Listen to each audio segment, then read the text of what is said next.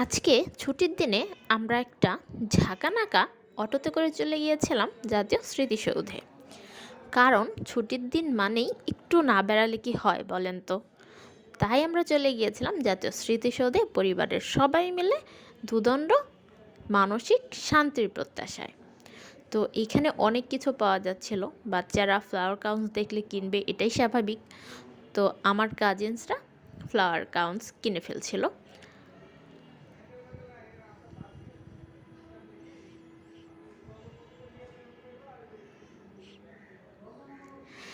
ছোটবেলার খুনসুটিগুলো আসলে একটু অন্যরকম থাকে, তাই না? তো তারপর আশেপাশটা ভালোভাবে দেখে নিলাম যে এখানে কি পরিমাণে মানুষজনের সমাগম আর কিভাবে সবাই বেড়াতে এসছে এইখানটাতে। তো যাই হোক, আমরা এবার যাচ্ছি জাতীয় স্মৃতিসৌধের ভেতরে।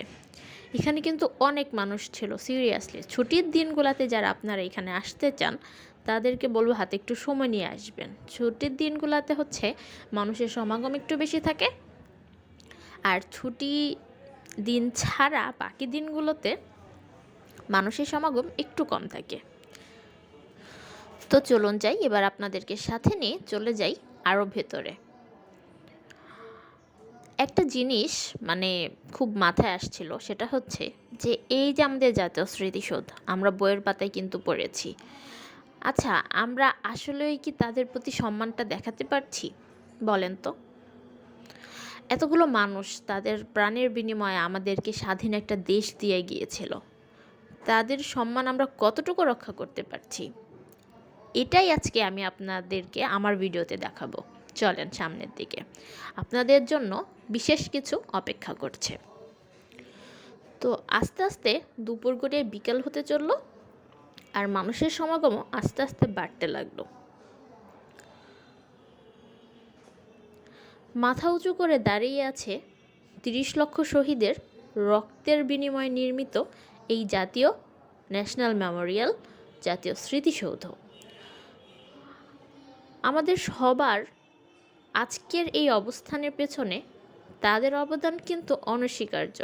তারা দেশটাকে স্বাধীন করে গিয়েছিল বলেই কিন্তু আজকে আমরা স্বাধীন দেশের নাগরিক, তাই না? কিন্তু আসলে কি আমরা তাদের এই ত্যাগের বিনিময়ে অর্জিত স্বাধীনতা রক্ষা করতে পারছি? কেন এই কথাগুলো বলছি আজকে তাই আপনাদেরকে দেখাবো। চলেন। জাতীয় স্মৃতিসৌধের সামনে বসে বাচ্চা, বয়স্ক, প্রাপ্তবয়স্ক সব বয়সের মানুষই এখানে আসে। জায়গাটা এতটাই নোংরা হয়ে যাচ্ছিল, মানুষ আইসক্রিম খাচ্ছে, নিচে প্যাকেটটা ফেলে রাখছে। মানে আমার দেখে না খুব খারাপ লাগলো। ন্যাশনাল মেমোরিয়াল, এটা হচ্ছে আমাদের প্রাণের কেন্দ্রবিন্দু বলতে পারি, তাই না? সেই জায়গাটাকে আমরা নোংরা করে ফেলছি অনায়াসে, আর নোংরাটা এমনভাবে করছি আমাদের কিছু মনেই হচ্ছে না। আমরা সভ্য জাতি হিসেবে কি বিশ্বের দরবারে মাথা তুলে দাঁড়াতে পেরেছি? কোনো দিন পারবো? প্রশ্নটা আপনাদের কাছে আমার। শুধুমাত্র কি সরকারের দায়িত্ব দেশটাকে পরিচ্ছন্ন পরিষ্কার রাখা? সাধারণ স্বাধীন নাগরিক হিসেবে আমাদের কি কোনো দায়িত্ব নেই? এখানটাতে যতই হাঁটছিলাম, যেখানেই চোখ যাচ্ছিল সেখানেই দেখছিলাম বিভিন্ন রকম নোংরা আবর্জনা। এখানে কেউ যেন কাউকে কিছু বলছে না। যেখানে যাচ্ছিলাম, যেদিকে চোখ যাচ্ছিল সেখানেই এই রকম নোংরা আবর্জনা। কেন রে ভাই?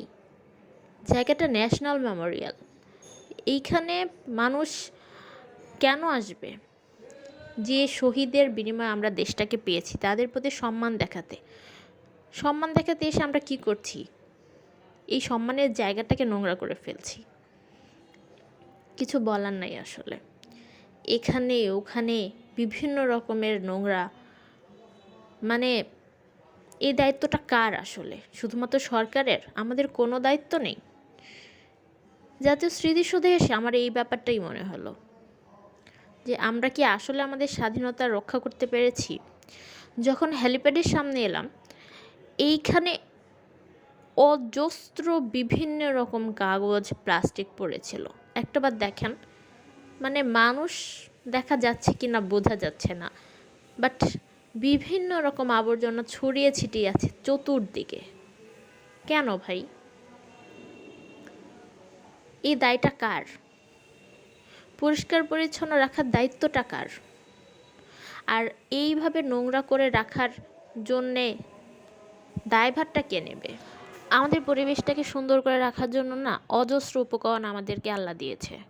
আমরা কি সেগুলোর যথাযথ ব্যবহার করছি? একবার ভাবুন তো। আমরা আর কবে জানবো, কবে শিখবো, কবে আমাদের বিবেক মাথা তুলে দাঁড়াবে?